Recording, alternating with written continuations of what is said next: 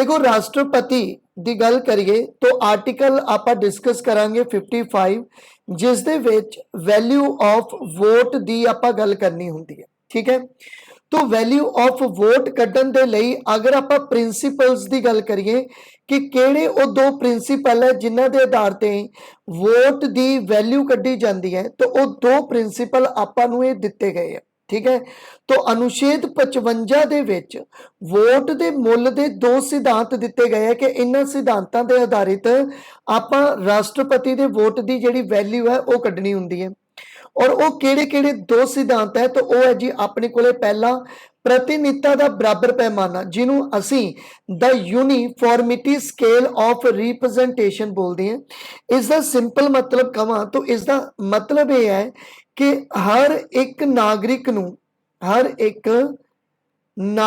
नूं बराबर वैल्यू दी जाती है, बराबर वैल्यू दी जाती है। ठीक है, या बराबर वैल्यू दी जाए, तो सिद्धांत है ये। ठीक है, कि हर एक नागरिक नूं बराबर वैल्यू दी जानी चाहिए है अगर राष्ट्रपति दे इलैक्शन होने और उसके वोट की वैल्यू आपां कढनी है। दूजा जो अपने कोले सिद्धांत है वो है केंद्र अते राज्यां दी भूमिका भी की होनी चाहिए है, बराबर होनी चाहिए है। मतलब अपने कोले जो सेंटर अते जो स्टेट है, सेंटर अते जो स्टेट है उन्हां दी जो भूमिका है, उन्हां दी जो कह लो कि रोल है उन्हां दा वो बराबर होना चाहिए। ठीक है, सेंटर ज्यादा अगे नहीं होना चाहिए या स्टेट कोले ज्यादा पावर नहीं होनी चाहिए राष्ट्रपति के इलैक्शंस दे लई, या आपां कह दईए कि नॉर्मली इलैक्शन दे लई। ठीक है, तो ये दो सिद्धांतां ते आधारित ही जिहड़े है वो इलैक्शन जिहड़े है वो करवाए जाते हैं। इलैक्शन करवाउण दे लई आपां दो स्टैप फॉलो करने हुंदे ने, जिहदे विच आपां पहला MLAs दी वोट दी वैल्यू कढनी हुंदी है और दूजा आपां MPs दे वोट दी वैल्यू जिहड़ी है वो कढनी हुंदी है।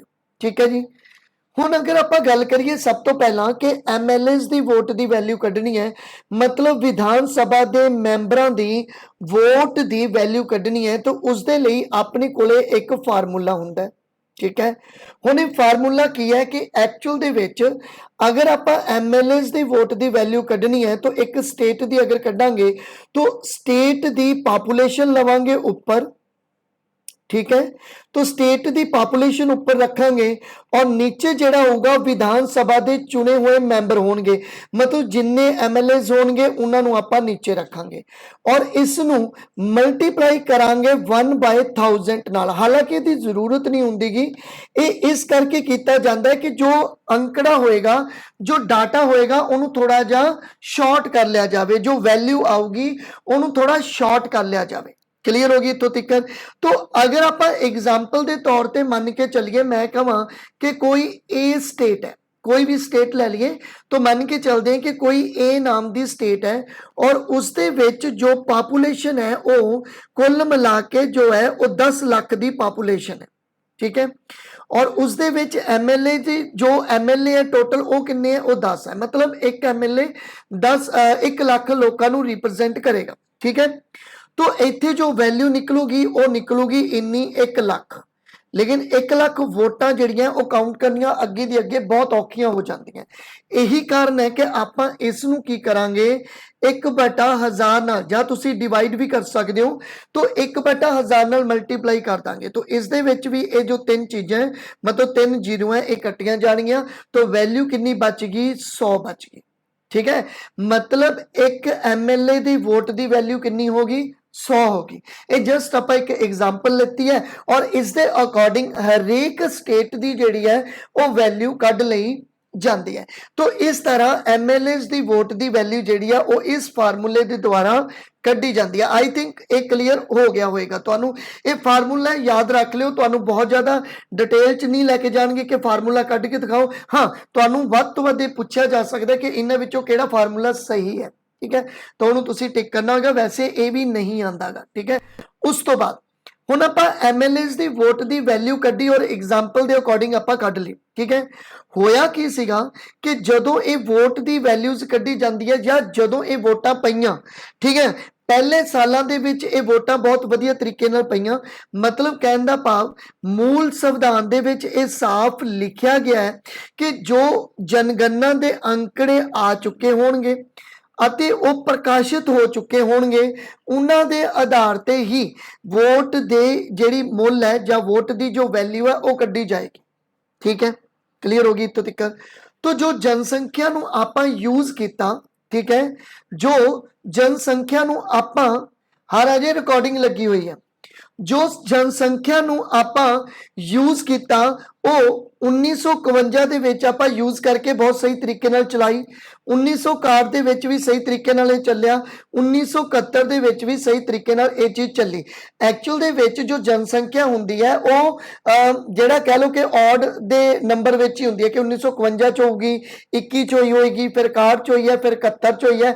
तो इस तरह जनसंख्या ਹੁੰਦੀ है, मतलब जनसंख्या ਜਿਹੜੀ ਹੈ ਉਹ ਕਾਊਂਟ ਕੀਤੀ ਜਾਂਦੀ ਹੈ। तो 1951 ਦੇ ਵਿੱਚ ਆਪਾਂ ਇਸ ਆਧਾਰ ਤੇ ਜਿਹੜੇ ਸੀਗੇ ਉਹ ਇਲੈਕਸ਼ਨ ਕਰਵਾਏ।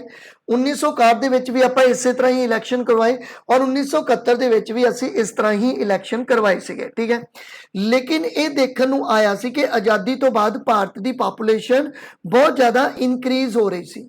ठीक है, 1950-51 तो ही पापूलेशन ਨੂੰ कंट्रोल करने ਲਈ कई प्रोग्राम भी चलाए जा रहे ਸੀਗੇ। ठीक है, कि जनसंख्या की रोकथाम के लिए प्रोग्राम ਜਿਹੜੇ ਆ ਉਹ ਚਲਾਣੇ ਆ ਔਰ ਉਹਨਾਂ ਨੂੰ ਸਟੇਟ ਵਾਈਜ਼ ਲਾਗੂ ਵੀ ਕੀਤਾ ਜਾਣਾ ਸੀ। ਹੁਣ ਹੋਇਆ ਕਿ ਜਿਹੜੇ ਇਹ ਸੈਂਟਰ ਗਵਰਨਮੈਂਟ ਨੇ ਪ੍ਰੋਗਰਾਮ ਚਲਾਏ ਸੀ ਉਹਨਾਂ ਨੂੰ ਦੱਖਣੀ ਭਾਰਤ ਦੇ ਲੋਕਾਂ ਨੇ ਤਾਂ ਬਹੁਤ ਵਧੀਆ ਤਰੀਕੇ ਨਾਲ, ਮਤਲਬ ਦੱਖਣੀ ਭਾਰਤ ਦੇ ਰਾਜਾਂ ਨੇ ਤਾਂ ਬਹੁਤ ਵਧੀਆ ਤਰੀਕੇ ਨਾਲ ਜਿਹੜੇ ਸੀਗੇ ਇਹ ਪ੍ਰੋਗਰਾਮ ਚਲਾਏ ਸੀਗੇ, लेकिन उत्तर भारत के लोग जिहड़े सीगे वो बहुत वधिया तरीके नाल प्रोग्राम नहीं चला रहे सीगे। ठीक है, हुण इत्थे दिक्कत ये आई कि जो स्टेट सीगियां दक्षिण भारत दियां उन्होंने अपनी पापूलेशन नूं कंट्रोल करना शुरू करता, लेकिन नॉर्थ इंडिया के जिहड़े स्टेट सी वो अपनी पापूलेशन नूं कंट्रोल नहीं कर पा रहे सीगे या नहीं करना चाहुंदे सी, जिस करके दक्षिण भारत के लोगों को थोड़ी प्रॉब्लम आनी शुरू हुई कि देखो असी तो बहुत वधिया तरीके नाल पापूलेशन नूं कंट्रोल करने के प्रोग्राम चला रहे हैं लेकिन नॉर्थ इंडिया के नहीं चला रहे। इस नाल दिक्कत ये आऊगी कि नॉर्थ इंडिया की पापूलेशन वध जूगी और साउथ इंडिया की पापूलेशन घट जूगी, है ना। और इस दे विच एक फैक्ट भी हुंदा है, वो फैक्ट की है, वो है कि जिस स्टेट की मैक्सीमम पापूलेशन होगी उस स्टेट की मैक्सीमम वैल्यू भी होगी राष्ट्रपति या किसी भी इलैक्शन में जिथे ये तरीका यूज किया जाएगा। ठीक है, और अगर दक्षिण भारत की पापूलेशन हौली हौली घटती जाएगी तो उन्होंने वैल्यू भी जी घटती जाएगी। ठीक है, और अगर मिनीमम पापूलेशन है तो मिनीमम वैल्यू है। इस चीज़ को देखते हुए दक्षिण भारत के राज्यों ने सेंट्रल गवर्नमेंट को रिक्वेस्ट की भी या तो पूरे इंडिया दे विच यूनीफॉर्मिटी लैवल ते ही काम किया जाए या फिर असी भी जिहड़ा हैगा इन्हां प्रोग्रामां नूं रद्द कर दिंदे। ठीक है, मतलब एक अजिहा सिस्टम चाहिए जो सारे किते इस तरह का चले। ठीक है, इसकी बेस्ट एग्जाम्पल तुसीं ये लै भी सकते हो कि यूपी दे विच पापूलेशन ज़्यादा होने करके अगर मैं एक वोट की वैल्यू की गल करा वो 208 मैंबर बन गए, मतलब एक वोट है जिहड़ा वो 208 मैंबरां नूं रिप्रजेंट करता है, लोकां नूं रिप्रजेंट करता है। और उत्ते सिक्किम की गल करिए तो एक वोट जिहड़ी है वो 7 लोकां नूं रिप्रजेंट करती है। मतलब अगर मैं यूपी की गल मन्ना तो अगर यूपी की एक वोट पाऊगी तो उसदियां 208 वोटां मन्नियां जाणगियां और अगर सिक्किम एक वोट पाएगा तो उसदियां सिर्फ 7 वोटां होणगियां। तो आपां नूं पता ही है कि यूपी जिहड़ा है वो अपने लैवल ते हरेक काम करा सकता है अपनी वोटां की वैल्यू के द्वारा। ठीक है, आई थिंक ये स्लाइड तो पूरी पूरी कंप्लीट होगी। हुण आपां इस तो अगे चलते हैं। तो मैं बहुत स्लो चलता पिया ताकि तुसीं इस कॉन्सैप्ट नूं अच्छी तरह समझ लो और जिन्ना तुहानूं चाहिए जिन्ना एग्जाम के लिए चाहिए उन्ना ही फैक्ट मैं करवाऊंगा। हुण उस तो बाद की कहानी आपां आराम नाल देखते हैं। ठीक है, हुण होया कि जदों सेंट्रल गवर्नमेंट को यह पता लग्या कि हाँ भी ये तो प्रॉब्लम है, ठीक है, साउथ वालियां ने रिक्वेस्ट की कि भाई ये चीज़ को ठीक किया जाए। तो होया कि उस समय कांग्रेस सरकार सी, इंदिरा गांधी की सरकार सी आई थिंक।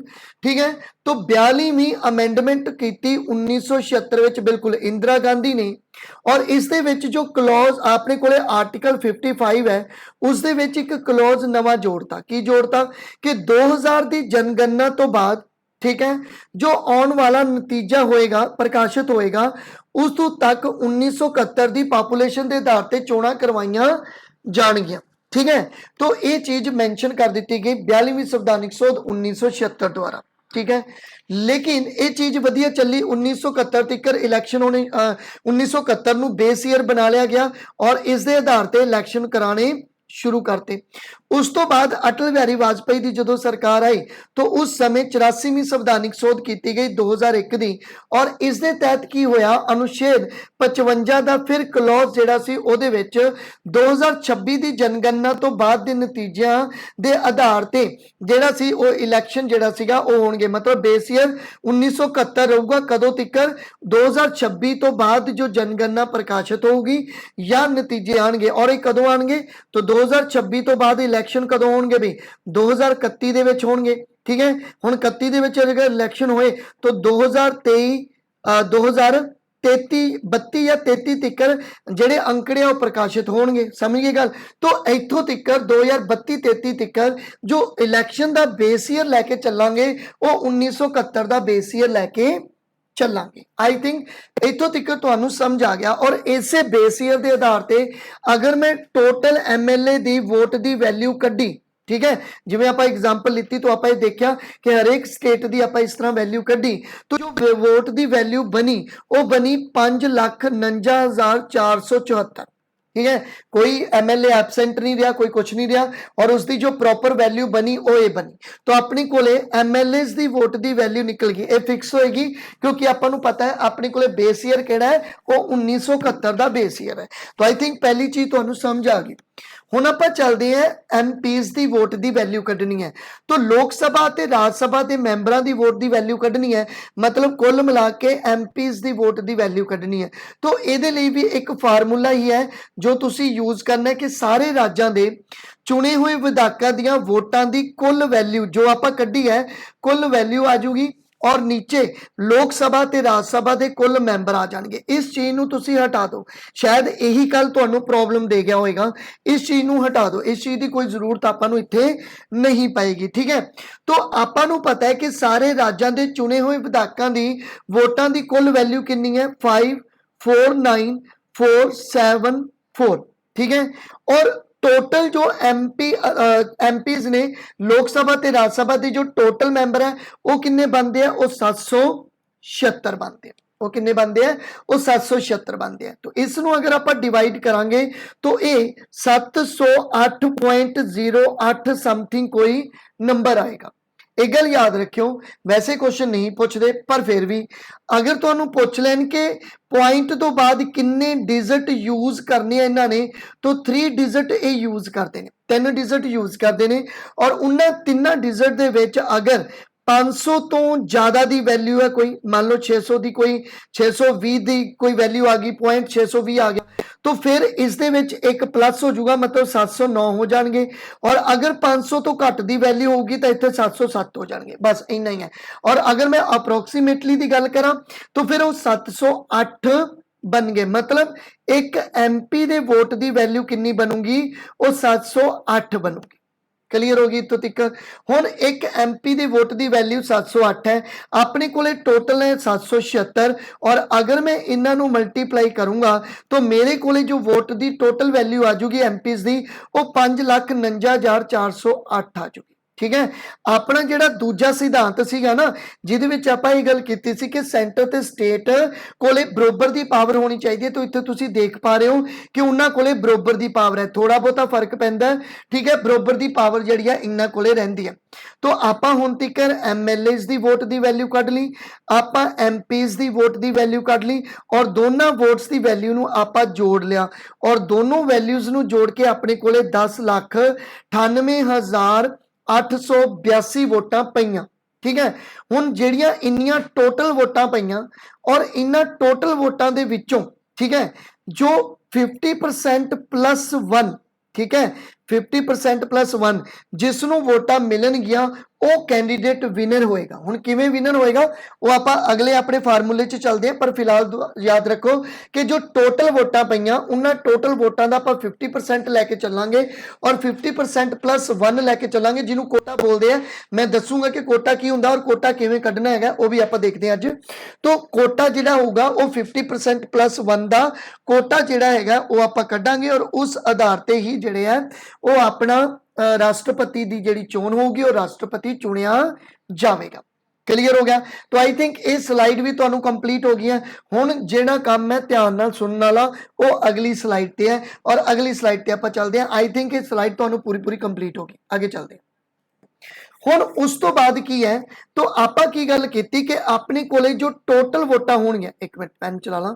अच्छा जी, अपने कोले जो टोटल वोटां होणगियां वो सीगा जी 10 98 882 ये टोटल है, पर आपां इन्नियां वोटां फिलहाल लैके नहीं चलते।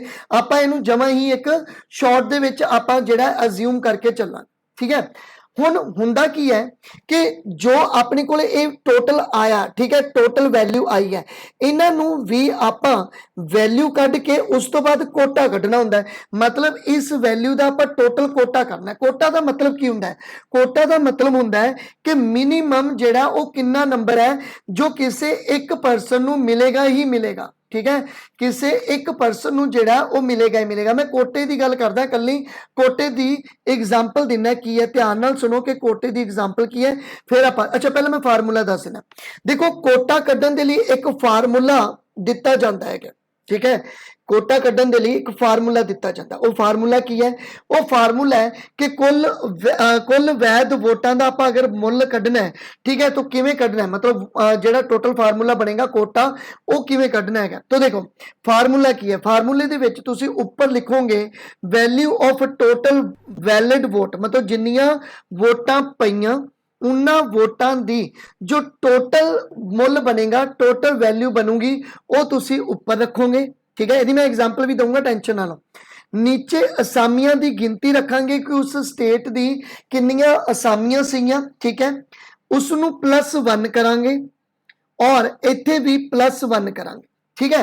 ये फार्मूला तुहानू समझ आ गया ना। हुण आपां इहदे विच वैल्यू पुट कर दिंदे हां किसी दी भी।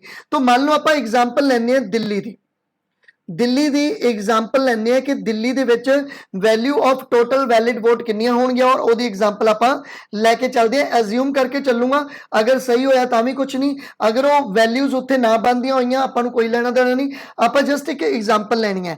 और एग्जाम्पल दे विच आपां ये देखिया कि दिल्ली दे विच आपां टोटल मान के चलदे हैं कि कुल वैध जो वोटां दा मुੱਲ सीगा ना, वो सीगा जी अपने कोले 70, ठीक है।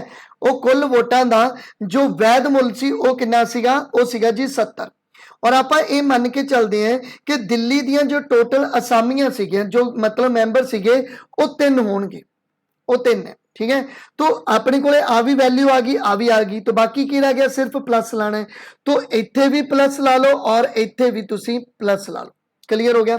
हुण 70/4 करांगे और +1 करांगे, इहनूं डायरैक्टली कट लो, कोई चिंता वाली गल नहीं।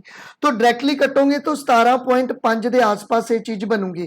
कुल मिला के मैं मान के चला, क्योंकि पॉइंट है तो पॉइंटा तक काम आंदा ही नहीं हुंदा, तो इसनूं राउंड फिगर करिए तो कुल मिला के मैं 18 की गल करदा। मतलब ये 18 की है, 18 हैगा कोटा। ਇਹਦਾ मतलब ਇਹ ਹੋਇਆ कि मैनू 18 तो ज़्यादा वोटां ही चाहिए होणगियां अगर मैं जितना चाहना, अगर मैं कोटा लेना चाहना। कोटे का सिंपल मतलब ये समझ लो कि मैनू घट्टो घट्ट उन्नियां वोटां मिलनियां चाहिए जिहड़ियां कि दूजियां नूं नहीं मिल सकदियां। मान लो 100 वैल्यूज है, ठीक है, और मैनू 52 का मेरा कोटा बनूंगा, फिर मैं जितूंगा, ठीक है। अगर 50-50 का कोटा हो गया तो फिर तो कोई जित नहीं पाएगा, क्योंकि दोनों नूं बरोबर दी ही वोट मिलेगी।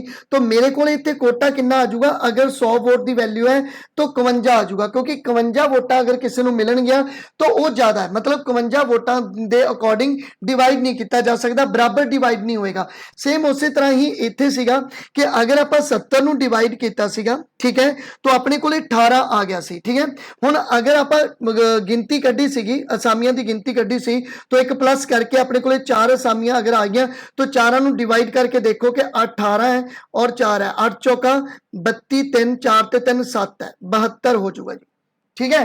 तो इस तरह अपने कोले जिहड़ी वैल्यू आऊगी, क्योंकि 70 है, सीटां तो 70 ही है, तो इस तरह अपने कोले जिहड़ी आ वो कोटा निकलदा है। तुसीं ये फार्मूला याद रख लो कोटा कड्ढण दा, और कोटे दी जिहड़ी डेफिनेशन है सिर्फ वो समझ लो। कोटे दी डेफिनेशन सिर्फ इन्नी है कि मिनीमम वो नंबर जो किसी एक सिंगल परसन नूं ही मिलेगा, डबल नूं नहीं मिल सकदा। मान लो इहनूं भी छड्ड के अगर मैं 70 वाली लाइन नूं छड्डदा तो मेरे कोले वोट दी वैल्यू 100 है और मेरे कोले कोटा कितना बनूगा 51, मतलब घट्टो घट नंबर कितना 51 होना चाहिए। किसी नूं अगर वोट पाऊगी तो 51 वोटां जिन्हों पैणगियां मैं उन्हों ही जित्तिया मन्नूंगा, होर किसी नूं आपां जित्तिया मन नहीं सकते, क्योंकि 100 का जिहड़ा कोटा है वो 51 ही बनेगा, 50-50 का कोटा नहीं बन सकता, क्योंकि 50-50 का अगर कोटा बनेगा तो वह बराबर ही हो जाएंगे, उहदे विच कोई जितेगा नहीं। जितन दे लई मैनूं कोटा लेना पऊगा, और कोटा जिहड़ा है वो मिनीमम वो वैल्यू होगी जिहड़ी आपां लैनी हुंदी है। मान लो 100 वोटां पैणियां, तो अगर ए ते बी दो व्यक्ति है तो 51 वोटां लैनियां पैणियां इस ए नूं अगर उसने जितना है, ठीक है। तो मिनीमम जिहड़ा है डिजिट हुंदा है कोटा, और ये चीज तुसीं याद रखनी है, ठीक है। हुण इस तरह आपां अगर कोटा कड्ढीए और अगर आपां वैल्यू लैके चलीए, हुण आपां इहदी काउंटिंग भी कर लैनी है। वैसे काउंटिंग कल आपां कर ली सीगी, कोई ज़्यादा टफ नहीं हैगी, थर्ड राउंड तक पहुंचण की जरूरत नहीं हैगी, ठीक है। फर्स्ट राउंड ते कहानी खत्म हो जाती है, सिर्फ वीवी गिरी के समय ही सैकेंड राउंड तक गल पहुंची सी, अदरवाइज फर्स्ट राउंड तक ही कंप्लीट जिहड़ी हो जाती है, ठीक है। हुण अगर आपां इन्हां नूं काउंट करना है, और आपां वो 10 लाख की गल नहीं करते, आपां सिर्फ 100 की गल करते हैं कि 100 अपने कोले वोट है और इन्हां नूं ही वैल्यू नूं डिवाइड करना है, और अपने कोले 4 कैंडीडेट है। कितने कैंडीडेट है? टोटल 4 कैंडीडेट है। उन्हां 4 कैंडीडेट्स नूं आपां अपनी प्रैफरेंस देनी है। मतलब मैं यानी कि अगर आपां गल करिए इसनूं मैं कल भी लिता सी, तो इस व्यक्ति ने प्रैफरेंस देनी है। तो प्रैफरेंस किवें दूगा? मैनूं लगदा है कि बई जो सी व्यक्ति है वो ज़्यादा काबिल है बाकी नालों, इस करके पहले नंबर ते मैनूं लगदा है कि सी नूं राष्ट्रपति बनना चाहिए।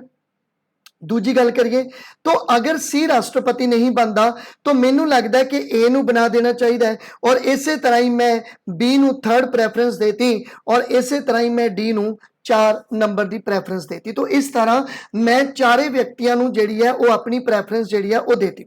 हुण आपां अज्यूम करते हैं कि सारे मैंबरां ने वोट पाती है, और सारे मैंबरां ने जदों ये वोट पाई तो देखण नूं ये आया कि ए नूं 40 वोटां मिलियां, ठीक है, बी नूं 30 वोटां मिलियां, सी नूं 20 वोटां मिलियां, और डी नूं 10 वोटां पईयां सी।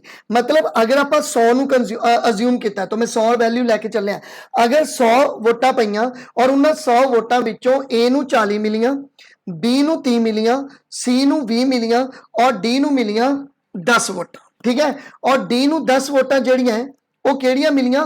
वो फोर्थ प्रैफरेंस दीयां वोटां मिलियां। वो किहड़ियां वोटां मिलियां? ओह एक मिनट रुकियो, हाँ जी, ठीक है। तो वो किहड़ियां वोटां मिलियां? वो फोर्थ प्रैफरेंस दीयां वोटां मिलियां।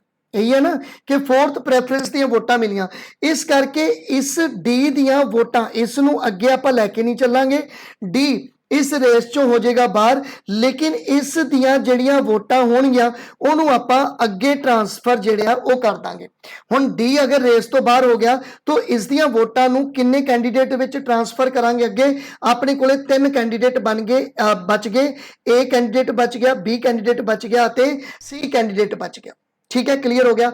हुण इस दे विच की होएगा कि जो डी दियां वोटां सीगियां, ठीक है, डी दियां कितनियां वोटां सीगियां? डी दियां 10 वोटां सीगियां जी, ठीक है।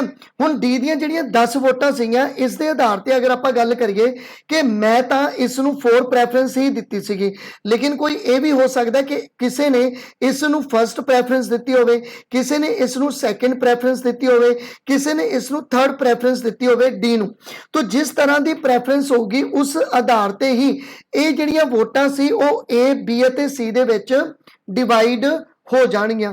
तो आपां ये मन के चलते हैं कि ये जिहड़ियां वोटां डिवाइड होईयां वो इस तरह होईयां कि ए नूं, ठीक है, जिहड़ियां ए नूं वो 40 तां ओहदियां अपणियां वोटां ही सीगियां, लेकिन इन्हां डी दे विचों एक वोट जिहड़ी सीगी वो ए नूं देनी पई, क्यों? क्योंकि प्रैफरेंस ए दी बनदी सीगी। फिर उसे तरह ही जो बी सी, बी दे कोले अपणियां 30 वोटां सी, लेकिन जो ये डी दियां 10 वोटां सी उन्हां विचों 7 वोटां जिहड़ियां सी वो बी नूं देनियां पईयां, क्योंकि बी दी प्रैफरेंस उस तो बाद बनदी सीगी। फिर सी दी गल करिए तो सी जिहड़ा सीगा उस दियां अपणियां 20 वोटां सीगियां, और इन्हां 20 वोटां दे विचों जिहड़ियां 2 वोटां सीगियां वो आपां नूं इधरों चक्कणियां पईयां। तो 7 ते 2 9 ते 1 10, तो डी दियां वोटां इन्हां तिन्नां दे विच डिवाइड हो गईयां, और फाइनली ए अते बी ते सी कोले टोटल वोटां कितनियां रह गईयां? 41, 37 अते 22। अगर इत्थे ही कहानी खत्म हो जाती तो ए जित जाता, अगर इत्थे ही कहानी खत्म हो जाती तो ये जित जाता, कोई प्रॉब्लम नहीं सी। लेकिन अगर इत्थे भी लगता है कि बई नहीं हजे तक भी कोई प्रैफरेंस नहीं मिली, क्योंकि अपना कोटा किन्ने दा 51 का कोटा, घट्टो घट्ट उन्होंने 51 वोटां लैनियां जरूरी ने अगर उन्हें जितना है। तो इसलिए अपने कोले थर्ड राउंड भी आ जाएगा। हुण थर्ड राउंड में अगर सैकेंड च देखिए तो सब तो घट किनू पईयां, सी नू पईयां। इस करके आपां सी नू जिहड़ा सीगा वो बाहर कढ़ दांगे। हुण जदों सी नू बाहर कढ़ांगे तो इस दे विच सिचुएशन की बनी कि ए कोले 41 ने और बी कोले जिहड़ियां सीगियां वो 37 सीगियां। लेकिन जदों सी बाहर निकलिया तो आपां ये देखिया कि जो सी कोले वोटां सीगियां वो ओहदियां आपदियां तां 20 सीगियां, लेकिन उन्हें जो पिछों जिहड़ियां वोटां लित्तियां सी वो 2 वोटां लित्तियां सीगियां। ठीक है, ਇਹਦਾ मतलब ਜਿਹੜੀਆਂ 20 ਵੋਟਾਂ ਉਹਦੀਆਂ ਫਰਸਟ ਪ੍ਰੈਫਰੈਂਸ ਦੀਆਂ ਵੋਟਾਂ ਹੈ, ਜਿਹੜੀਆਂ 2 ਵੋਟਾਂ ਉਹਦੀਆਂ ਸੈਕੰਡ ਪ੍ਰੈਫਰੈਂਸ ਦੀਆਂ ਵੋਟਾਂ। ਜਿਹੜੀਆਂ ਸੀ ਦੀਆਂ 20 ਵੋਟਾਂ ਜਦੋਂ ਇਹ ਬਾਹਰ ਹੋਊਗਾ तो ਇਹ 20 ਵੋਟਾਂ ਇਸ ਦੇ ਵਿੱਚ ਡਿਵਾਈਡ ਕਰ ਦਿੱਤੀਆਂ ਜਾਣਗੀਆਂ। ठीक है, इन्हां दोनों दे विच डिवाइड कर दित्तियां जाणगियां। और जिहड़ियां ये 2 वोटां ये तां सैकेंड प्रैफरेंस के आधार पर डिवाइड होणगियां ना, क्योंकि सी नूं तां पहली प्रैफरेंस मिली सी 20 दी और उस तो बाद जिहड़ी सैकेंड प्रैफरेंस मिलूगी वो इन्हां दोनों नूं मिलूगी। तो ये 20 वोटां सैकेंड प्रैफरेंस के आधार पर इन्हों डिवाइड कर दित्तियां जाणगियां। जिहड़ी ये 2 वोट सी, ये 2 वोटां सी नूं किस लैवल ते मिलियां सी, सैकेंड प्रैफरेंस के लैवल ते मिलियां सी। इस करके ये 2 वोटां इन्हां दोनों दे विच थर्ड प्रैफरेंस के लैवल ते डिवाइड कर दित्तियां जाणगियां। और एंड ते अगर आपां मान के चलीए कि इस नूं जिहड़ियां सी वो 7 वोटां पईयां और बाकी जिहड़ियां सीगियां वो इस नूं वोटां पईयां, इस नूं कितनियां वोटां पईयां बई, ठीक है, तो 15 वोटां इहनूं पै गईयां। तो एंड ते देखण नूं आया कि ए कोले 48 वोटां और बी कोले कितनियां 52 वोटां। हुण अगर इस कोले 52 है, इहदा मतलब जिहड़ा कोटा सीगा 51 दा वो एक कंप्लीट कर गया और बी नूं आपां विनर घोषित कर दांगे। तो इस तरह बी कोले अगर 52 वोटां पैणगियां तो 50% प्लस 1 का कोटा ये कंप्लीट करूगा और अगर ये कोटा कंप्लीट करूगा तो इसनूं असीं विजेता जिहड़ा हैगा वो घोषित कर दांगे। ठीक है भी, तो ये सी पूरी दी पूरी कहानी। ठीक है, काउंटिंग दी। हालांकि थर्ड राउंड तक नहीं कोई जाता, सैकेंड राउंड सिर्फ एक बारी होया, फर्स्ट राउंड दे विच ही जिहड़ी सीगी वो गल क्लीयर हो जाती है। पर अगर थर्ड तक भी जाना पिया तो मैं तुहानूं एक ओवरव्यू देता है कि इस तरह थर्ड राउंड तक जिहड़ा सीगा वो जाया जा सकता है। ठीक है, तो जल्दी जल्दी इधर स्क्रीनशॉट ले लो तां जो आपां अगे चलीए। देखो उस तो बाद की है कि आर्टिकल 55 के अनुसार ही जिस व्यक्ति नूं विशेष 50% प्लस 1 वोटां पैणगियां वो व्यक्ति जित जाता है। ये आपां गल कीती। फिर जो व्यक्ति विशेष चोण लड़ना चाहता है उसनूं 50 प्रपोजर और 50 सपोर्टर चाहिए है। अगर वाइस प्रेजिडेंट की गल करिए तो 20 प्रपोजर और 20 जिहड़े है वो सपोर्टर जिहड़े है वो चाहिए। ठीक है जी, भारतीय रिजर्व बैंक के विच 15,000 की सिक्योरिटी जिहड़ी है वो जब्त जिहड़ी है वो जमा करानी पऊगी RBI नूं। लेकिन अगर ये सिक्योरिटी किसी प्रेजिडेंट ने मतलब जो कैंडीडेट है उसने वापस लेनी है, मान लो जितया नहीं बट उसने वापस लेनी है तो उस कंडीशन च उसनूं 1/6 वोटां की कंडीशन पूरी करनी पऊगी।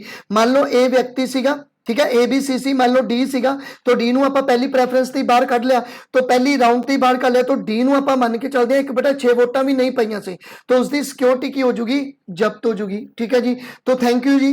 ठीक है, तो उसकी सिक्योरिटी की हो जूगी वो जब्त हो जूगी। उस तो बाद आ गया 1/6 का कोटा भी, मतलब 1/6 वोटां उन्होंने नहीं पईयां तो उसकी सिक्योरिटी जब्त, और अगर 1/6 वोटां पईयां तो उसकी सिक्योरिटी जिहड़ी है वो वापस हो जाएगी। राष्ट्रपति की चोण जिहड़ी है वो वोटिंग मशीन ते ना होके बैलेट पेपर ते पैंदी है। सारे दा फैक्ट सीगे याद रखने हैं। उस तो बाद आ गया राष्ट्रपति दीयां शक्तियां, पावर्स। हुण इहदे कोले किहड़ियां-किहड़ियां पावर्स है तो ओहदी आपां गल करनी है। देखो आर्टिकल 53(1) की गल करिए तो आप एक गल पढ़ के भी आई सी कि यूनियन एग्जीक्यूटिव जो संघ की कार्यकारी शक्ति होंदी है और राष्ट्रपति कोल होंदी है अते संविधान के अनुसार उस द्वारा या उसके अधीन अधिकारियों द्वारा इसनूं वरत्या जाता है। मतलब कुल मिला के PM अते कौंसल द्वारा इसनूं जिहड़ा सीगा वो वरत्या जाता है। अगर लिंक टुट गया तो बने रहो, मैं दोबारा लिंक सेंड करूंगा क्योंकि आप प्रेजिडेंट खत्म करना है। उस तो बाद आर्टिकल 77 की गल करिए तो भारत सरकार की सारी कार्यकारी कार्रवाई राष्ट्रपति के नाम से ही चलाई जाऊगी। ठीक है, जिन्नी भी कार्रवाई होगी कार्यकारी शक्तियां की जो वरतों की जाती है वो राष्ट्रपति के नाम से ही ਕੀਤੀ ਜਾਂਦੀ ਹੈ। अनुच्छेद 74 की कहता है कि मंत्रिमंडल की व्यवस्था करता है आर्टिकल 74, जिस दे विच की होएगा कि जो राष्ट्रपति के कार्यों के अभ्यास विच राष्ट्रपति की मदद करेगा। PM दे विच भी आर्टिकल पढ़ते हैं कि बई राष्ट्रपति के हैल्प के लिए एक PM अते उहदी कौंसल जिहड़ी है उहदा गठन किया जाता है। ठीक है, कनकलूजन दे विच आपां ये देख सकते हैं कि अगर राष्ट्रपति है वो एक ना मात्र का कार्यपालक ही है, इस कोले पावर तो है लेकिन वो इसका अपना इस्तेमाल नहीं कर सकता। लेकिन इसके उल्ट अगर मैं असल कार्यपालक की गल करा तो वह मंत्री परिषद है, मतलब प्रधान मंत्री ही हुंदा जो कि असल कार्यपालक के रूप में काम करता है। ठीक है, तो ये स्लाइड सीगी, इहदे बारे तुसीं डिस्कस कर चुके हो, पहला भी कल वाली स्लाइड जिहड़ी है तुसीं कवर कर ली होगी। नैक्सट चलते हैं जी, हुण को अपने कोले राष्ट्रपति की पावर है। ठीक है जी, कि भाई केड़े केड़े काम राष्ट्रपति ने करने हैं। देखो, राष्ट्रपति लैजिस्लेटिव पावर रखता अपने कोले, एग्जीक्यूटिव पावर रखता अपने कोले, फाइनैंशियल पावर रखता है, जुडिशरी पावर रखता है, मिलिटरी पावर है, एमरजेंसी पावर है, वीटो की भी आप इत्थे गल करांगे, और डिप्लोमैटिक जिहड़े है रिलेशन भी इहदे नाम ते ही किए जाते हैं। देखो, तो अपने को पावर है जिहड़ियां लैजिस्लेचर, तो आप गल करते हैं राष्ट्रपति दियां सब तो पहला कार्यकारी शक्तियां। देखो, ये कार्यकारी शक्तियां दी आपां सब तो पहला गल करते हैं जसवंत। हाँ ठीक है, बाद में भी कर सकते हो, कोई गल नहीं, 16 बच्चे ने, डोंट वरी। ठीक है, बाद में भी कर दो, एक बार पढ़ लीए आपां।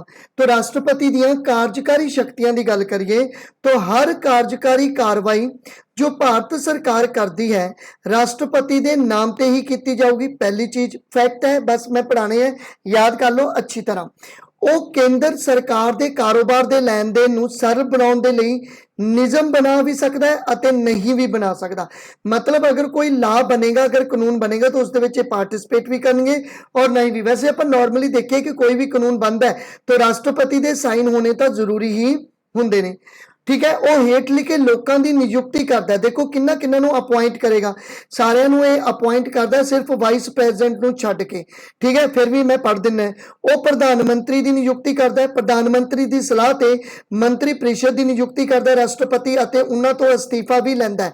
आर्टिकल 75 के अंडर PM एडवाइज करता है किनू, प्रेजिडेंट नूं कि भी इस मिनिस्टर तो अस्तीफा लिता जाए और फिर प्रेजिडेंट उस मिनिस्टर तो अस्तीफा लैंदा। ये गल याद रखियो, हालांकि आप PM दे विच भी पढ़ांगे।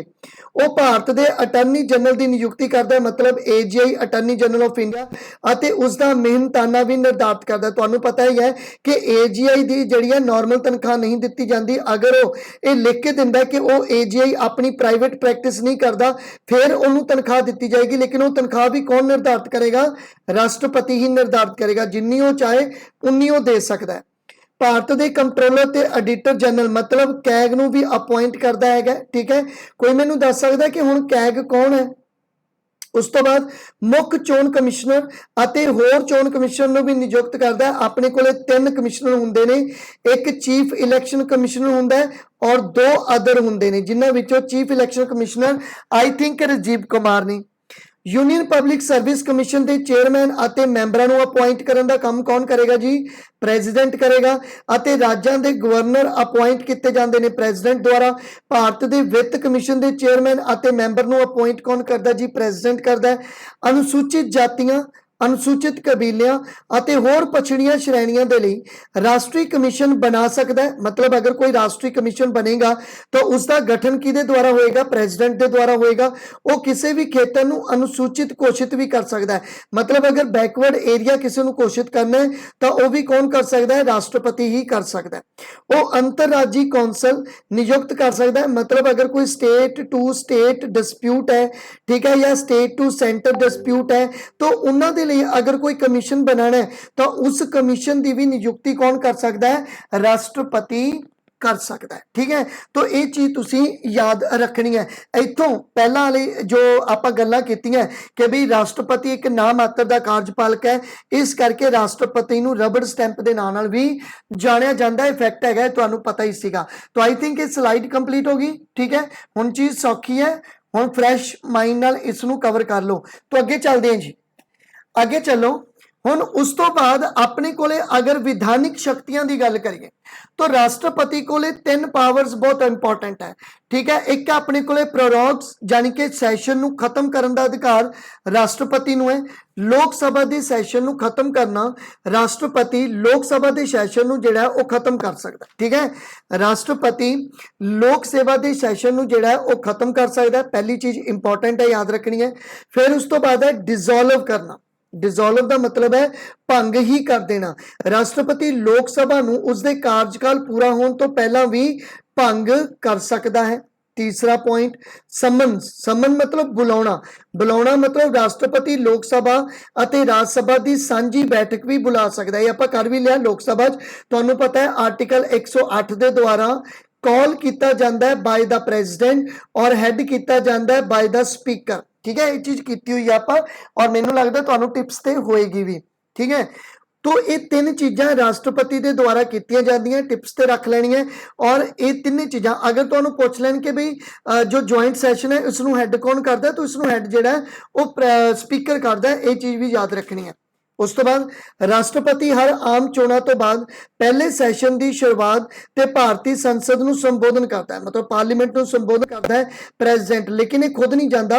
एक्चुअल दे विच कौंसल जिहड़ी है यानी कि लोक सभा जिहड़ी पहली लोक सभा होगी वो रिक्वेस्ट करती है, मतलब पीएम रिक्वेस्ट करता है कि जी असी पहली बारी मीटिंग है और तुसी आओ। जिवें आपां कह दईए कि बजुर्गों तो आशीर्वाद लेना, तो सेम उस तरह की चीज़ है। राष्ट्रपति लोक सभा के स्पीकर, डिप्टी स्पीकर, राज्यसभा के चेयरमैन, डिप्टी चेयरमैन की नियुक्ति भी करता है और वह राज्यसभा के 12 मैंबरों को नामजद करता है जो कि एंग्लो इंडियन राज्यसभा के 12 मैंबरों को नामजद करता है, ठीक है। वह एंग्लो इंडियन कम्यूनिटी के विचों 2 मैंबरों को लोक सभा लिए नामजद करता है। तो थोड़ा इतने देख लो, मैं भी सीधा बोल गया सी।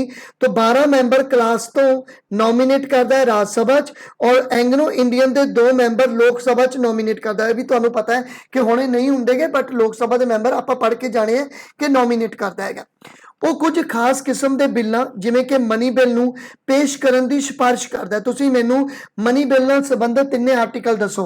मतलब जदों मनी बिल इंट्रोड्यूस करना हुंदा है तो प्री रिकमेंडेशन किहदी हुंदी है, राष्ट्रपति दी हुंदी है। ये भी आपां पढ़ चुके हैं। राष्ट्रपति जदों संसद का सैशन ना चल रहा होवे तां एक ऑर्डीनेंस पास कर सकता है 123 के द्वारा, ठीक है। ऑर्डीनेंस का मतलब हुंदा है एक हुक्म जारी कर सकता है। तुसीं मैनू ये भी दसना है कि गवर्नर किस आर्टिकल द्वारा ऑर्डीनेंस जारी कर सकता है। 3 क्वेश्चन जल्दी जल्दी बोलो। वो हेठ लिखिया रिपोर्टां संसद के सामने पेश भी करता है। किहड़ियां-किहड़ियां रिपोर्टां संसद के सामने पेश करता है? बिल्कुल 109, 110 और 111 भी ऐड कर सकते हो। और गवर्नर है जिहड़ा वो 213 द्वारा। वेरी गुड, बहुत अच्छा, सारिਆਂ ਨੂੰ पता है। वेरी गुड, बहुत अच्छा। 11 नहीं हैगा, कल्ला 11 नहीं, 111, ठीक है। बिल्कुल लिखन च गलती रह गई होगी, मैंने पता है, ठीक है जी। तो वेरी गुड, बहुत अच्छा, सारे ने जवाब दिता है। Good good, very good. आगे चलते हैं। तो हेठ लिखियां रिपोर्टां भी संसद सामने पेश करता है। कंट्रोलर ते एडिटर जनरल अगर कोई रिपोर्ट्स लेके आएगा तो ओदी, यूनियन पब्लिक सर्विस कमीशन की रिपोर्ट, वित्त कमीशन की रिपोर्ट भी ये कोले आती है। देखो कैग है कंट्रोलर ते एडिटर जनरल, ये जदों ऑडिट करता है सरकार के खात्यां का, तो ये जिहड़ी रिपोर्ट है वो सबमिट करवाई जाती है प्रेजिडेंट नूं। प्रेजिडेंट इस रिपोर्ट नूं जिहड़ा हैगा वो पीएसी नूं सौंपदा है। पीएसी मतलब पब्लिक अकाउंट कमेटी नूं सौंपदा है और पब्लिक अकाउंट कमेटी इसनूं पार्लीमेंट दे विच पेश कर दिंदी है। तो इस तरह रिपोर्ट जिहड़ी है वो राष्ट्रपति कोले पहला आंदी है और बाद विच ये रिपोर्ट जिहड़ी है वो प्रेजिडेंट कोले जाती है। बिल्कुल वेरी गुड, पीएसी। और तुसी ये भी पता है तुहानूं कि हुण फाइनैंस मिनिस्टर जिहड़ी है अगर वह बजट पेश करना हैगा तो बजट पेश करन तो पहला भी हुण राष्ट्रपति नाल मुलाकात जिहड़ी है वो हुंदी है ना। तुहानूं पता पिछलियां मुलाकातां होईयां, पहलां तां नहीं हुंदियां सी लेकिन हुण होण लग गया। तो ये भी तुसी याद रख सकते हो। तो आई थिंक ये स्लाइड कंप्लीट होगी, तो जल्दी जल्दी इहदा स्क्रीनशॉट लो, then आपां अगे चलिए। वेरी गुड, बहुत अच्छा। उस तो बाद है जी अपने कोले राष्ट्रपति दियां जो वित्तीय शक्तियां वो किहड़ियां-किहड़ियां। देखो मनी बिल पेश करने लिए राष्ट्रपति की पूर्व सिफारिश चाहिए है, प्री रिकमेंडेशन है, कवर किया होया है। वो केंद्रीय बजट नूं संसद के सामने रखने का कारण बनता है, ठीक है। ग्रांटां की मंग करने लई उसकी सिफारिश पहला तो जरूरी होंदी है। अगर कोई ग्रांट आनी है तो उहदे लई जिहड़ी है वो सिफारिश राष्ट्रपति की लगनी जरूरी होंदी है, ठीक है ना। तो तुसीं मैनूं कोई दस सकदे हो कि अपने इंडिया के कॉन्स्टिट्यूशन दे विच बजट नाम का शब्द नहीं हैगा। ठीक है, आप पढ़ते हैं ना कि बजट सैशन है, ये सैशन है, बजट नाम का शब्द अपने संविधान दे विच नहीं हैगा, तो बजट की जगह ते केड़ा शब्द यूज किया जाता है, किसी को याद है? अगे चलते हैं, भारत की जिहड़ी कॉन्स्टिट्यूएंसी फंड है उसके अधीन हर 5 साल बाद वित्त कमीशन का गठन भी राष्ट्रपति द्वारा ही किया जाता है। ठीक है, कला एनुअल नहीं कह सकते आप, एनुअल फाइनैंशियल जिहड़ी हैगी फाइनांस जो रिपोर्ट आती है वो है। ठीक है, मतलब ये शब्द यूज किया जाता है। ठीक है, तो ये याद रखना है, बजट यूज नहीं किया जाता शब्द। ठीक है, तो थोड़ा जिहा ध्यान रख लो। अगे आगे राष्ट्रपति दी कूटनीतिक शक्तियां। ठीक है, राष्ट्रपति दियां कूटनीतिक शक्तियां की गल करिए तो अंतरराष्ट्रीय संधियां अते समझौते जिन्होंने संसद द्वारा मंजूरी दी जाती है उस दे नाम ते गलबात ते सिट्टा कढ़िया जाता है, मतलब राष्ट्रपति के नाम ते ही ट्रीटीज वगैरह कीतियां जांदियां ने। वो अंतरराष्ट्रीय मंचां अते मामलों में भारत की प्रतिनिधित्व करता है। ठीक है, तुहानूं पता है कि इंटरनेशनल लैवल पर अगर कोई मीटिंग्स है, किसी देश का दौरा है तो राष्ट्रपति जाता और राष्ट्रपति ही ट्रीटीज से जो है वो साइन करके आंदा है। राष्ट्रपति दियां फौजी शक्तियां की गल करिए तो वह भारत के रखिया बलों का कमांडर हुंदा है। ठीक है, आप पढ़िया और तुहानूं पता ही अगर मैं बोरो पूछूंगा तो फटाफट तुसी यूएसए ला दोगे। उस तो बाद वह नियुक्त करता है किन्हां सेना के मुखी नूं, जल सेना के मुखी नूं, हवाई सेना के मुखी नूं, तो जिन्ने भी हैड हुंदे ने आर्मीज के चीफ के सारिਆਂ ਨੂੰ अपॉइंट कौन करता है, मेन नूं वो सारा राष्ट्रपति करता है। और आपां नूं पता है कि तिन्ने सेनावां का हैड भी कौन हुंदा है, वो राष्ट्रपति ही मन्निया जाता है। तो आई थिंक स्लाइड भी तुहानूं कंप्लीट होगी, स्क्रीनशॉट लो, अगे चलिए। हुण तां निबड़ जाएगा काम छेती छेती, कोई चक्कर वाली गल नहीं। उस तो बाद है अपने को राष्ट्रपति दियां वीटो। हाँ, इत्थे मैं स्लो हो जाना थोड़ा और ध्यान नाल करते हैं। देखो, राष्ट्रपति कोले कुछ वीटो पावर होंदी है। पहली गल वीटो पावर होंदी की है, वीटो का मतलब होंदा है नो, नो बोल देना, से नो, किसी नूं इनकार कर देना, दैट इज अ वीटो। ठीक है, वीटो का मतलब है किसी कार्रवाई या योजना लई अधिकारित इजाजत देने तो इनकार करना, ऑफिशियली इनकार कर देना कि यह चीज लागू नहीं की जाएगी। जदों होर लोग इस नाल सहमत होंदे हन, मान लो एक बिल आया और उस बिल ते राष्ट्रपति ने डायरैक्टली नो बोलता, ठीक है, दैट इज वीटो। ठीक है, वीटो दे विच आपां कह सकते हैं कि किसी चीज नूं खारिज कर देना, मतलब कुल मिला के नो बोल देना, ना बोल देना।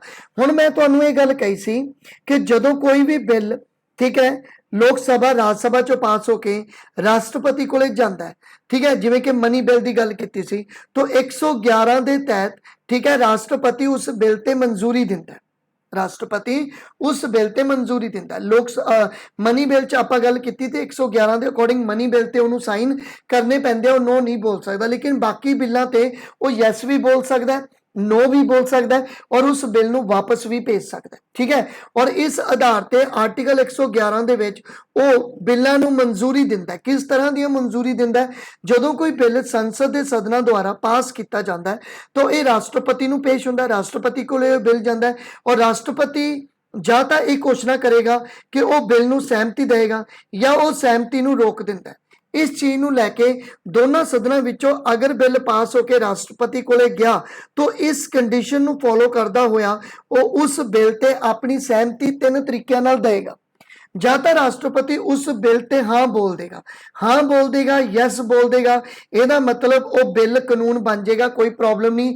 बिल राष्ट्रपति को आया सी, राष्ट्रपति ने उस पर साइन करते, वो बिल कानून बन गया, ओके, बहुत अच्छी गल है। दूजी कंडीशन लगूगी, राष्ट्रपति उस बिल ते डायरैक्टली नो बोल देगा, ना बोल देगा। अगर राष्ट्रपति उस पर ना बोल देगा तो वो बिल कानून नहीं बनेगा, वो खारिज हो जाएगा बिल। ठीक है, तीजी कंडीशन राष्ट्रपति ये लाएगा कि उस बिल नूं राष्ट्रपति जिहड़ा है वो दोबारा जांच दे लई वापस भेजेगा, मतलब वो ये कहेगा कि मैनू इस बिल च कुछ कमियां लगदियां, मैनू थोड़ी प्रॉब्लम है, तुसीं इस बिल नूं वापस लो, मतलब रीकनसीडर दे लई वो इस बिल नूं लोक सभा राज सभा कोले वापस भेज देगा। क्लीयर है, तो ये 3 कंडीशनस दे लई वो राष्ट्रपति 3 वीटो का इस्तेमाल करेगा। इन्हां तिन्नां चीज़ों के लिए राष्ट्रपति अपनियां 3 वीटो का इस्तेमाल करेगा। पहली एब्सोल्यूट वीटो, दूजी सस्पेंसिव वीटो, तीजी पॉकेट वीटो। ये 3 वीटो का इस्तेमाल करता है राष्ट्रपति। तिन्ने वीटो किहड़ियां, एब्सोल्यूट वीटो नूं पूर्ण वीटो बोलते हैं, बिल की सहमति नूं रोकण दी राष्ट्रपति की शक्ति नूं पूर्ण वीटो कहा जाता है। मतलब इस एब्सोल्यूट वीटो दे विच राष्ट्रपति डायरैक्टली किसी बिल नूं नो बोल देगा। अगे मैं दी डिटेल लिखी है वो पढ़ांगे आपां। उस तो बाद है सस्पेंसिव वीटो। सस्पेंसिव वीटो दे विच की होएगा कि बिल नूं संसद नूं वापस करन दी राष्ट्रपति दी शक्ति है। मतलब ना तो इस ते ने यस कीता ना नो कीता, इस बिल नूं वापस भेजता राष्ट्रपति ने। तीसरी कंडीशन है पॉकेट वीटो दी। मतलब उस बिल नूं जिहड़ा सी राष्ट्रपति ने ना तो साइन कीते ना नो कीता ना उसनूं वापस भेजिया, बल्कि उसनूं अपनी पॉकेट वीटो का इस्तेमाल करके अपने कोले उस बिल नूं रख लिया। तो एक एक करके आप इनू जिहड़ा वो पढ़ लेने हैं। ठीक है, आई थिंक ये तुहानूं समझ आ रहा है। तो अगे चलते हैं आप। देखो अगर मैं गल करा एब्सोल्यूट वीटो दी, जिन्हों तुसी पूर्ण वीटो बोलते हो, तो भारतीय राष्ट्रपति की पूर्ण वीटो शक्ति बारे तत्थ हेठा लिखे ने। किहड़े तत्थ लिखे ने जी? जदों राष्ट्रपति अपना पूर्ण वीटो वरतदा है तो एक बिल कदे भी रोशनी का दिन नहीं देखता। जस्ट एक स्टेटमेंट है, तुसी याद रखना है कि ये किस वीटो की गल की जा रही है। ये एब्सोल्यूट वीटो की गल की जा रही है। तुहानूं ये स्टेटमेंट गल कह के पूछ भी सकते हैं कि किस वीटो की गल है। ये बिल भारतीय संसद द्वारा पास होने तो बाद भी खत्म हो जाता है अते एक्ट नहीं बनता। कि राष्ट्रपति सारे बिलों ते नो बोल सकता है? जी नहीं, राष्ट्रपति सारे बिलों ते नो नहीं बोल सकता। सिर्फ ऐसे दो बिल है जिन्हां ते राष्ट्रपति डायरैक्टली नो बोल सकता है। वो बिल केड़े केड़े है? पहला बिल ऐसा बिल होएगा जो किसी प्राइवेट मैंबर ने लगाया। मतलब कोई प्राइवेट मैंबर सीगा और उसने एक कोई बिल लाता और इस बिल ते राष्ट्रपति डायरैक्टली नो बोल सकता है। ठीक है, तो मतलब पहला बिल केड़ा जो प्राइवेट किसी मैंबर ने बिल लाया सी, उस बिल ते राष्ट्रपति एब्सोल्यूट वीटो का इस्तेमाल डायरैक्टली करता है। दूजी गल, जदों राष्ट्रपति बिल नूं अपनी मंजूरी देने तो पहला कैबिनेट अस्तीफा देगी। मतलब किसी कैबिनेट ने एक बिल इंट्रोड्यूस किया, लोक सभा च पास हो गया, राज्य सभा च पास हो गया, ये बिल प्रेजिडेंट को गया, लेकिन जदों ये बिल प्रेजिडेंट को गया, इस कैबिनेट ने अस्तीफा देता, तो राष्ट्रपति की करेगा? उस बिल नूं एब्सोल्यूट वीटो ला देगा कि हुण जदों कोई नवी कैबिनेट आएगी उसके आधार पर ही इस बिल नूं इंट्रोड्यूस करो, दोबारा इंट्रोड्यूस करो।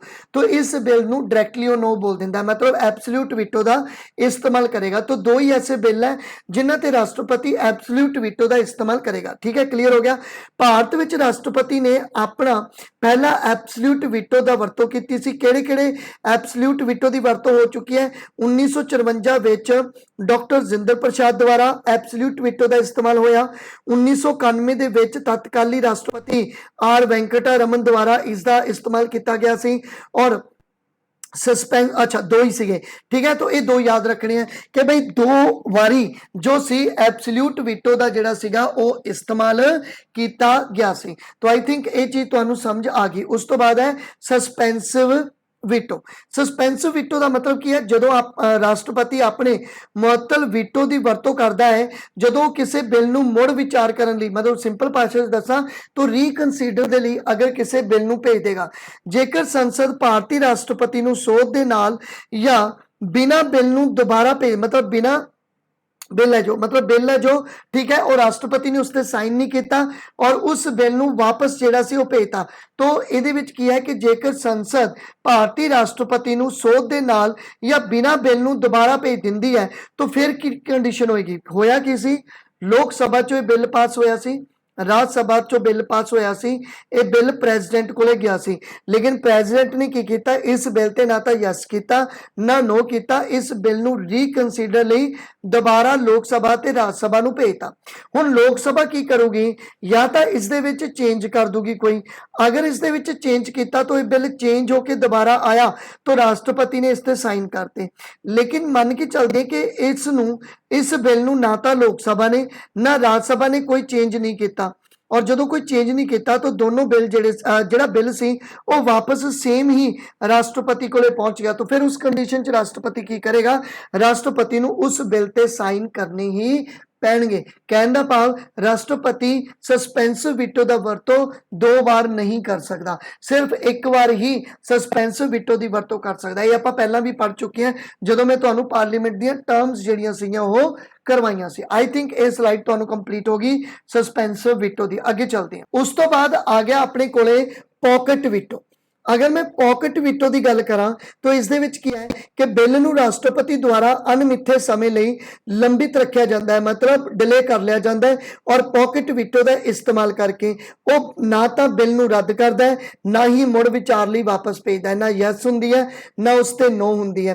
तो एक मैनूं ये दसो, पर मैं लिखिया ही होया, मैं तुहाडे तों पुछां कि अगर इंडिया दा प्रेजिडेंट है तो किन्ने समय दे लई अपनी पॉकेट विटो का इस्तेमाल करता है, तो वह है अनलिमिटेड समय दे लई। लेकिन इस दी जगह ते अगर मैं अमेरिका के राष्ट्रपति की गल करा तो ये 10 दिनों दी ही 10 दिनों के अंदर अंदर ही राष्ट्रपति नूं साइन करने पैंदे हैं, राष्ट्रपति अमेरिका दे नूं। इहदा मतलब राष्ट्रपति की जिहड़ी पॉकेट है वो इंडियन राष्ट्रपति की पॉकेट नालों छोटी है, क्योंकि अमेरिका के राष्ट्रपति नूं 10 दिनों के अंदर अंदर जवाब देना ही पएगा। तो ये चीज़ इंपॉर्टेंट है, याद रखो। तुहानूं एक कंपैरिजन भी मिल गया अमेरिका के राष्ट्रपति का और इंडिया के राष्ट्रपति का। अच्छा, कोई पॉकेट विटो का इस्तेमाल किया गया सी? हाँ जी, किया गया सी। ये तुहानूं पता ही है, ज्ञानी जैल सिंह 1986, ठीक है, पॉकेट विटो का इस्तेमाल किया गया। पोस्टल बिल सीगा, राजीव गांधी की सरकार सीगी। तो जल्दी जल्दी इहदा स्क्रीनशॉट लो। चलो जी शुरू करिए। तो अपने को है जी हुण, ठीक है, जुडिशरी पावर्स, ठीक है, राष्ट्रपति दियां जुडिशरी पावर। चलो, राष्ट्रपति चीफ जस्टिस अते सुप्रीम कोर्ट हाई कोर्ट के जजां की नियुक्ति कर सकता है। वह सुप्रीम कोर्ट तो सलाह लैंदा है, हालांकि वह सलाह नूं मनना राष्ट्रपति लई बंदिश नहीं। मतलब सुप्रीम कोर्ट का जज राष्ट्रपति नूं सलाह दे सकता, राष्ट्रपति सुप्रीम कोर्ट तो सलाह मंग भी सकता है। राष्ट्रपति कोल माफ करन दियां शक्तियां, इंपॉर्टेंट है तुहाडे लई, याद रखो कि राष्ट्रपति कोले जो पार्डनिंग दियां शक्तियां वो किस आर्टिकल के तहत आंदियां, तो आर्टिकल 72 के तहत आंदियां, जिस दे विच कोई राष्ट्रपति किसी की सजा माफ कर सकता है। ठीक है, तो केड़ी-केड़ी सजा है, किवें-किवें वो माफ करदा है, मैं तुहानूं दस दिना है। तो राष्ट्रपति दियां माफी दियां शक्तियां विच हेठ लिखियां किस्मां शामिल हन। मुआफ करन दियां शक्तियां केड़ियां-केड़ियां? देखो, एक तो हैगा पार्डन, ठीक है, एक है क्यूमिटेशन, एक है रमिशन, एक है रिस्पाइट और एक है रिप्राइव। इनू आई ही याद रखना है तुसी। मैं इन्हां दे फैक्ट दसदा, मैं इन्हां दी डेफिनेशन दसदा, कल कुछ भी नहीं हैगी, समझ लो बस। गल करा पार्डन दी, तो पार्डन दे विच तुसी सिर्फ इन्ना ही समझना है कि राष्ट्रपति किसी दी सजा टोटल माफ कर दो, पूरी तरह माफ कर दो। राष्ट्रपति इस शक्ति नाल किसी भी कैदी की सजा पूरी तरह माफ कर दिंदा है, और माफी के तहत उस व्यक्ति की सजा अते सजा के कारण पूरी तरह माफ हो जाते हैं। मतलब उन्होंने क्लीयरेंस मिल जाती है, कागजां दे विच भी वो पूरी तरह क्लीयर हो जाता है। ठीक है, तो पार्डनिंग दे विच टोटल ऑफेंड की सजा, ऑफेंस जिहड़ा टोटल माफ हो जाता है। ठीक है, पहली चीज। क्यूमिटेशन दे विच की है? देखो, क्यूमिटेशन की गल करिए तो इस दे विच की है कि सजा का रूप बदलिया जाता है। हुण सजा का रूप किवें बदलिया जाता है? मन लो कोई एक कैदी है और उसनूं 10 साल की सजा हुई, और ये 10 साल की सजा उन्होंने पत्थर तोड़न की सजा मिली है, पत्थर तोड़न दी उन्होंने सख्त सजा दी सी। लेकिन इस कंडीशन च की होएगा कि राष्ट्रपति इस पत्थर तोड़न की सजा नूं चेंज कर देगा, उसनूं कोई होर सजा दे देगा, लेकिन उस सजा का टाइम नहीं घटेगा, टाइम उन्ना ही रहेगा। मतलब कहने दा भाव क्यूमिटेशन च की है, इस शक्ति के तहत किसी सजा के रूप में बदलाव किया जाता है, ना कि उसके वक्त दे विच। मतलब टाइम नहीं चेंज होएगा, सजा की टाइप चेंज हो जूगी। क्लीयर हो गया? सिंपल भाषा विच मैं दसदा पिया, इदों सिंपल भाषा नहीं हैगी। उम्र कैद दी है, मतलब किसी नूं फांसी सी तो उम्र कैद होगी, किसी नूं उम्र कैद हैगी है तो उन्होंने किसी होर तरीक दे विच मतलब जिहड़ा है वो चेंज करता। मतलब पत्थर तोड़न वाली जिहड़ी एग्जाम्पल है वो बहुत वधिया एग्जाम्पल है, याद रख लिओ। इस दी थां ते अगर मैं रमिशन की गल करा, अगर मैं रमिशन की गल करा तो रमिशन च की होएगा कि इस दे विच रूप नहीं बदला जाएगा, इस दे विच टाइम घटा दिता जाएगा। पत्थर तोड़न की सजा तो उन्नी ही रहेगी, पर उन्होंने कहता कि तू 5 साल की सजा भुगतनी है। मतलब ये टाइम 5 साल का करता, लेकिन सजा उन्होंने पत्थर तोड़न की ही दी। तो पहले विच तो टोटल सजा ही माफ होगी पार्डन विच। क्यूमिटेशन दे विच सजा का रूप बदलिया लेकिन सजा का टाइम नहीं बदलिया। रमिशन दे विच की होगा कि सजा का टाइम चेंज करता, लेकिन जिहड़ा हैगा वो टाइप चेंज नहीं की। तो एक गल याद रखियो, सजा का टाइम हमेशा घटेगा, बढ़ेगा नहीं। तो ये तीनों चीजें क्लियर हो गया। तो जल्दी जल्दी स्क्रीनशॉट लो, आगे चलिए।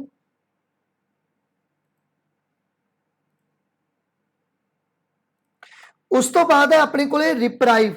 अगर मैं रिप्राइव की गल करा तो इस दे विच की है कि किसी की सज़ा ते रोक लगा देना, इस नाल किसी अपराधी नूं अपनी सज़ा विच राष्ट्रपति तो छूट लई समा मिल जाता है, मतलब स्टे ऑर्डर देता, मतलब फांसी सी उहदे ते स्टे ऑर्डर आया, उस परसन ने दोबारा अपील करन दा उसनूं मौका मिल गया। तो कोई भी केस हो सकता है, किसी भी तरीके का केस हो सकता है जिसते राष्ट्रपति द्वारा स्टे लिता जा सकता है, ठीक है। तो ये याद रखना है कि स्टे लिता जा सकता है किसी भी सज़ा ते। उस तो बाद है रिस्पाइट। हुण रिस्पाइट दे विच की है, रिस्पाइट दे विच किसी सज़ा नूं घट किया जाता है, लेकिन वो पिछे भी पढ़ के आए हैं कि सज़ा नूं घट किया जाता है, लेकिन इत्थे की है कि एक्चुअल दे विच इत्थे ये हुंदा है कि किसी खास सरकमस्टेंसिस दे विच सज़ा माफ की जाती है, मतलब ये राहत दी जाती है एक्चुअल दे विच। ये किसी विशेष तत्थ जिवें कि किसी दोषी की शरीरक अपाहिजता, एक औरत अपराधी की गर्भ अवस्था के कारण उसकी सज़ा घटा दी जाती है, टाइम घटा दिता जाता है, सज़ा का रूप घटा दिता जाता है, या उसनों टोटल माफ कर दिता जाता है अगर कोई सज़ा बहुत ज़्यादा नहीं है। मान लो उसने 2 महीने पहला या 5 या 6 महीने बाद उसने आज़ाद होना सी, उसकी सज़ा माफ होनी सी, तो 6 महीने पहला उसकी सज़ा माफ करती, क्यों? क्योंकि वो उसकी प्रैगनेंसी सी। तो इस कंडीशन दे विच मतलब कुछ खास सर्कमस्टेंसिस दे विच किसी कैदी की सज़ा माफ करना, दैट इज रिस्पाइट। क्लियर? तो ये सीगियां पार्डन दी किस्मां याद रखना है। उस तो बाद राष्ट्रपति दियां जो संकटकालीन शक्तियां, अगर मैं उसकी गल करा तो वह भारतीय संविधान विच दित्तियां गईयां 3 तरह दी एमरजेंसी यूज करता है। एक है राष्ट्रीय एमरजेंसी, आर्टिकल 352 द्वारा प्रेजिडेंट एक राष्ट्रपति एमरजेंसी लाएगा। नैशनल एमरजेंसी अज तक 3 वारी राष्ट्रीय एमरजेंसी लग चुकी है, जिहदे विच युद्ध के समय बाहरी हमले के खतरे कारण लगती है, या कोई सैनिक विद्रोह हो जाए उसके करके ये लगती है, ठीक है ना। पहला इंटरनल डिस्टर्बेंस सी, लेकिन उन्हें चेंज करके आर्म्ड रिबिलियन रख दिता गया। उस तो बाद है राष्ट्रपति राज, धारा 356 के अकॉर्डिंग, ठीक है, और 365 के अकॉर्डिंग राष्ट्रपति राज लगता है, मतलब स्टेट एमरजेंसी लगती है। किसी राज की अगर संवैधानिक व्यवस्था भंग हो जाए, किसी स्टेट की मशीनरी फेल हो जाए, तो उस कंडीशन में राष्ट्रपति जिहड़ा है ये सज़ा ला सकता है। अगर पूछ रहे सब तो ज़्यादा वार कित्थे लगी है, तो हुणे पंजाब दे विच नहीं कहना, ये कहना है मणिपुर दे विच लगी है, फिर यूपी दे विच लगी है, आई थिंक फिर पंजाब दे विच लगी है। तो ये चीज़ तुसी याद रख लेनी है, सब तो ज़्यादा मणिपुर दे विच हुणे लगी है, ठीक है। उस तो बाद आ गया वित्तीय एमरजेंसी। अगर मैं वित्तीय एमरजेंसी की गल करा तो आर्टिकल 360 के अकॉर्डिंग जो है फाइनैंशियल एमरजेंसी लगाई जाती है, ये एक बारी भी नहीं लगी हुई, अज तक ये एमरजेंसी नहीं लगी। तो ये 3 तरह की एमरजेंसी जी है वो राष्ट्रपति द्वारा लगाई जा सकती है। आर्टिकल जिहड़े आ वो इन्हां दे नाल ही लिखे है। तो इसका स्क्रीनशॉट ले लो, मे भी तुहाडा टॉपिक हो गया खत्म।